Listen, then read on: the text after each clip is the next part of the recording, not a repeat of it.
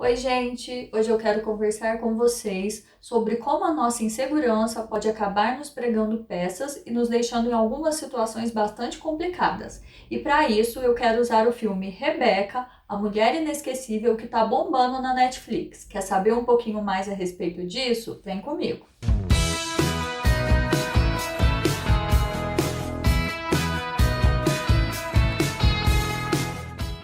Bom, gente, Rebeca, a Mulher Inesquecível, é a segunda adaptação para o cinema do livro de Daphne du Maurier, e desculpa aí o meu francês para os fluentes. E a história é um romance e um suspense que acabam nos prendendo do início ao fim. A protagonista trabalha como dama de companhia da senhora Van Hopper e elas estão num hotel em Monte Carlo, no qual ela acaba conhecendo o misterioso senhor Maxim de Winter. E eles acabam passando muito tempo juntos e se conhecendo mais a cada dia. Até que chega um ponto em que, para eles poderem ficar juntos, ele acaba pedindo em casamento e ela aceita. Após o casamento, a nossa protagonista vai morar com o Senhor de Winter em sua propriedade Manderley, na Inglaterra, e a partir de então que ela acaba descobrindo por que ele era considerado tão misterioso.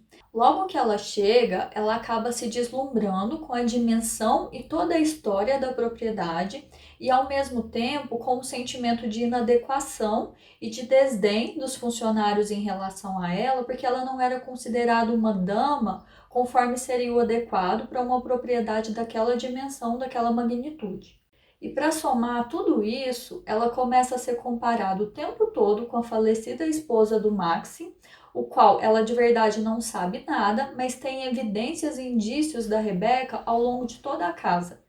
E os funcionários sempre comentam a respeito do que a antiga senhora de Winter gostaria ou não, fazendo com que a nossa protagonista se sinta o tempo todo insegura, inadequada, incapaz de dar conta de tudo aquilo. Tendo em vista o quanto eles falavam e como nada ela sabia a respeito da Rebeca, ela começa a investigar ao longo da casa. E quanto mais ela pergunta ao seu esposo, menos informações ele lhe oferece. Ele sempre se esquiva de fazer qualquer comentário a respeito disso, o que acaba gerando cada vez mais medo, insegurança e um clima de tensão absurdo na protagonista. Ela começa a ter pesadelos, ela começa a bisbilhotar pela casa, ela começa a tentar ouvir conversas das pessoas, tudo em função do quão insegura e do quão inadequada ela vinha se sentindo. A grande jogada, a ambiguidade de tudo é que quanto menos ele falava sobre isso, mais ela se incomodava. Então ela foi ficando um pouco paranoica, um pouco obsessiva em relação à falecida esposa dele. Porque é como se Rebeca tivesse ali, ainda que morta, é como se ela estivesse dentro da casa dominando a tudo e a todos. Então o que ela sempre ouvia era o quão maravilhosa, o quão belo, o quão espetacular Rebeca era.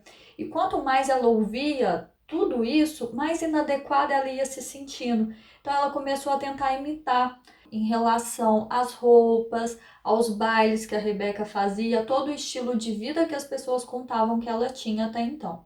E emocionalmente, psicologicamente, todo esse jogo, toda essa tensão, praticamente vai enlouquecendo a protagonista, a ponto dela de verdade não se reconhecer, não confiar em quem ela realmente é e tentar o tempo todo agradar a tudo e a todos.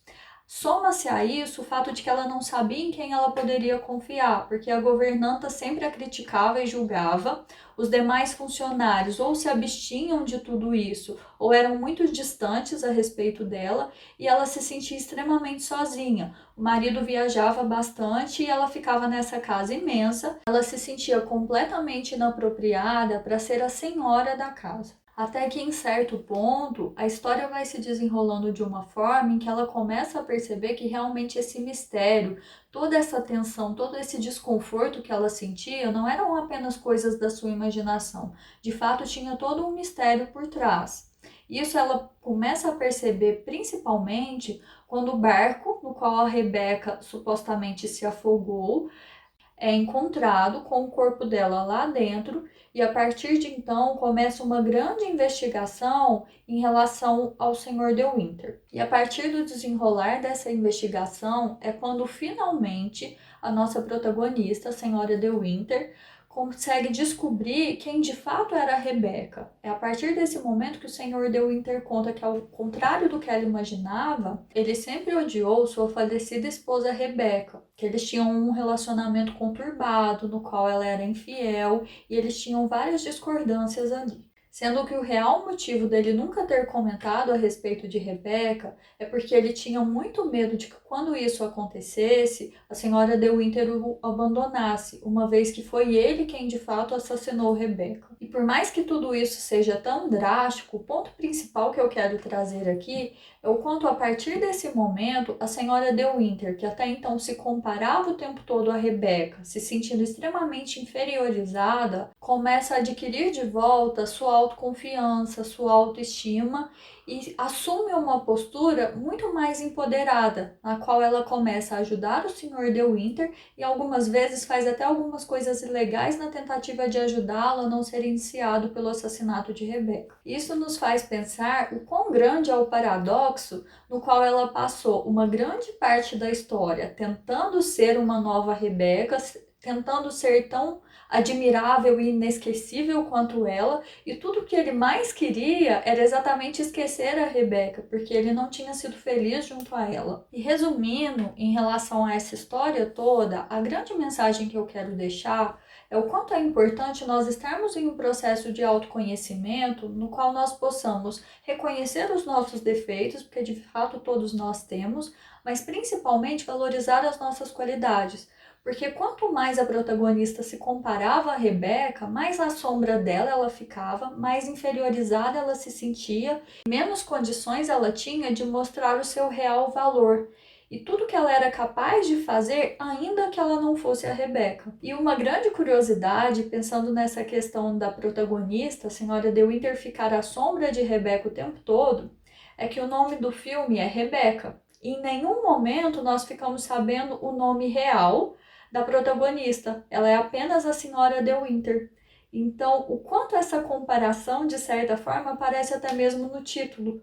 E outra curiosidade é que até a própria atriz Lily James comenta o quanto, após as filmagens, ela teve dificuldade de se desligar do papel, chegando até mesmo a ter pequenos ataques de pânico em relação ao quão intimidada ela se sentiu ao longo das filmagens. Bom, pessoal, era isso. Não se esqueça de confiar em si mesmo e não se comparar demais aos outros. Espero que você tenha gostado. Não se esquece de deixar seu like, se inscrever no canal. Um beijo e até a próxima!